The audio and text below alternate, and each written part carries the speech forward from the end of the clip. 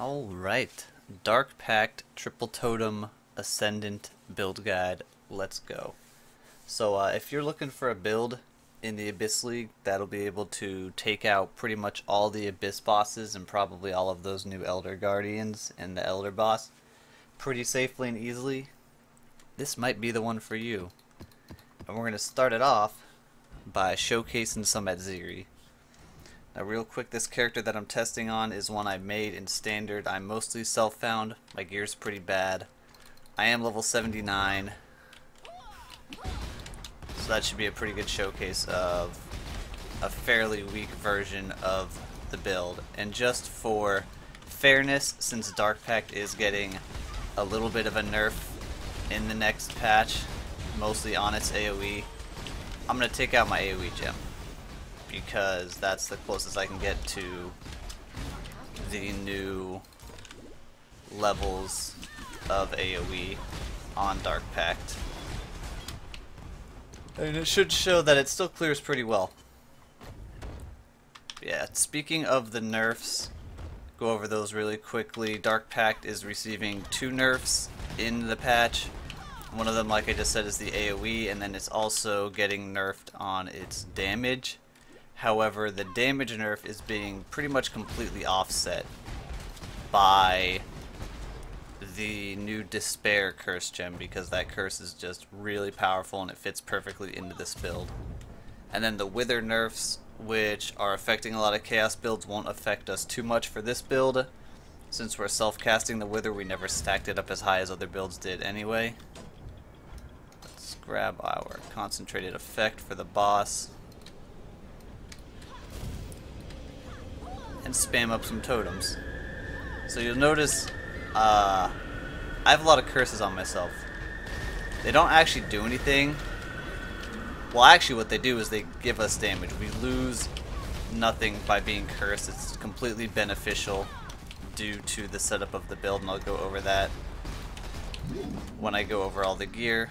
You can see first boss down pretty damn fast on a 4-link. Not too much threat happening. Let's just get through to the next one here. Just cruise past these trash mobs. Don't gotta worry about them too much anyway.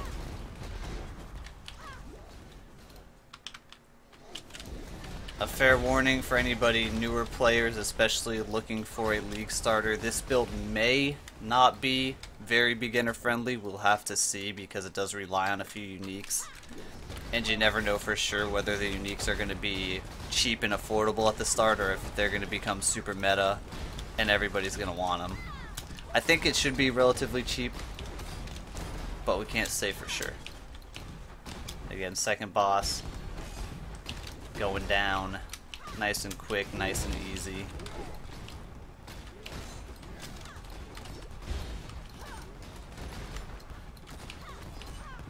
I actually kept the wrong one alive last. That's no problem. We don't have to worry about that.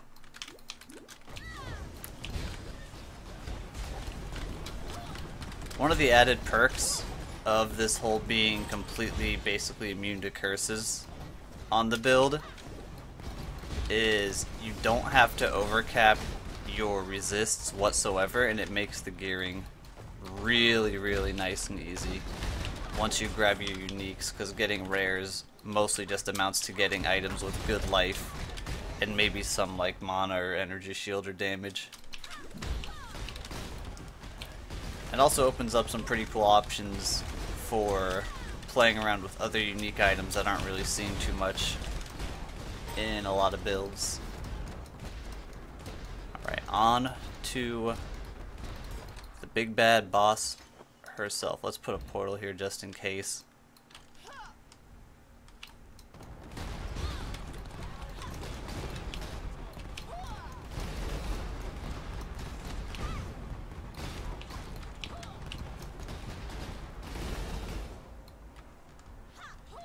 Spam down the totems, get the orb, and do some wither spamming.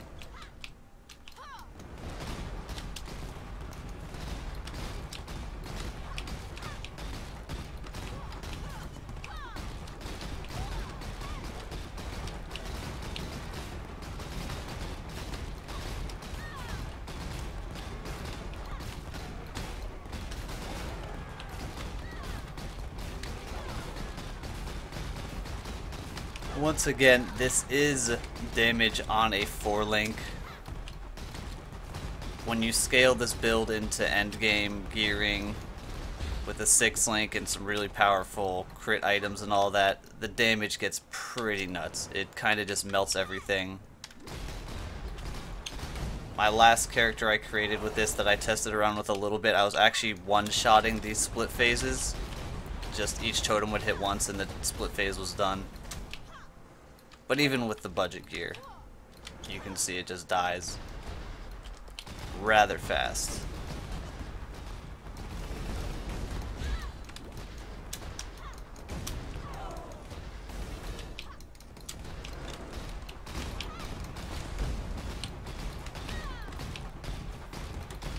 Why she gotta do me like this? I'm trying to record a fucking video. Just trying to record a video, man. She's throwing ads everywhere.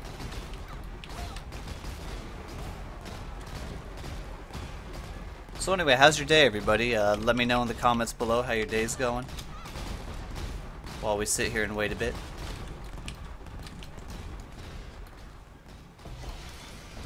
And there you go. Atziri down.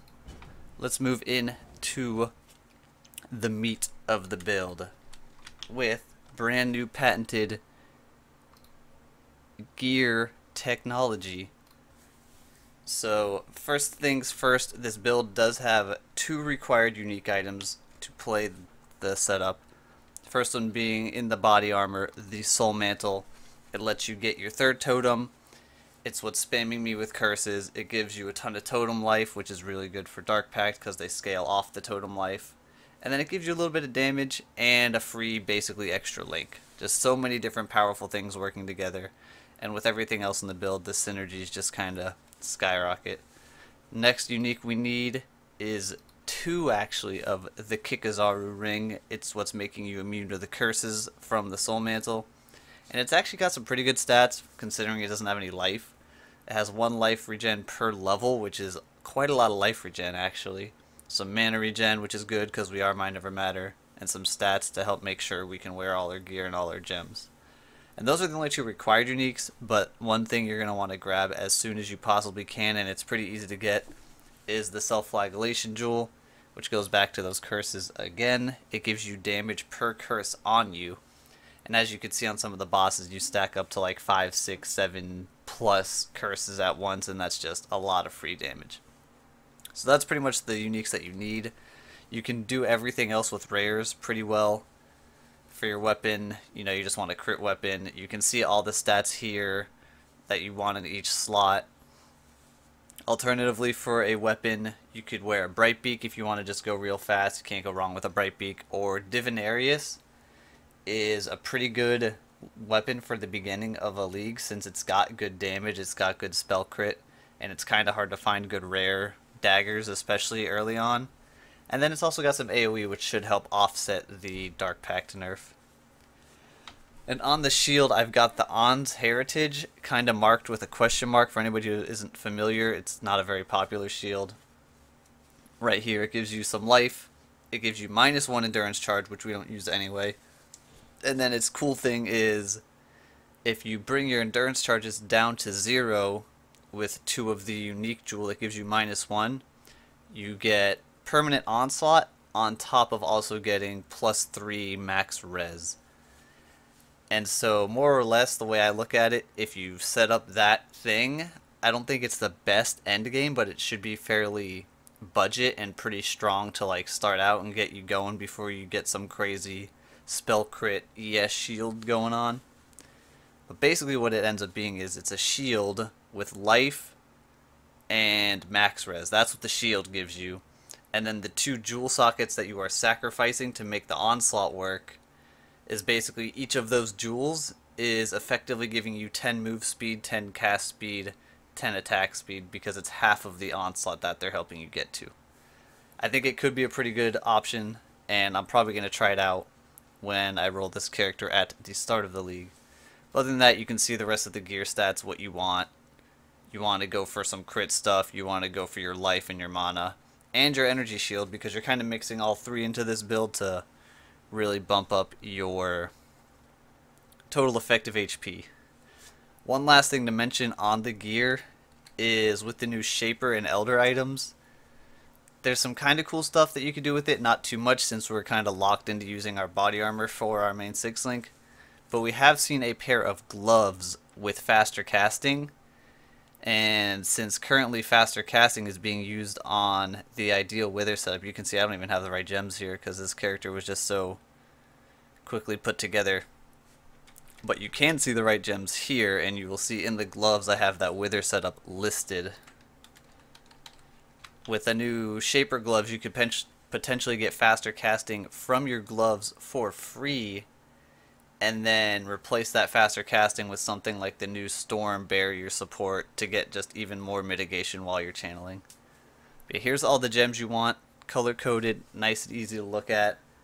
I will have this image for the gems, and then also the image that I just had up for the gear will be down in the description if you need to see them or you want to just save them to look at really quickly.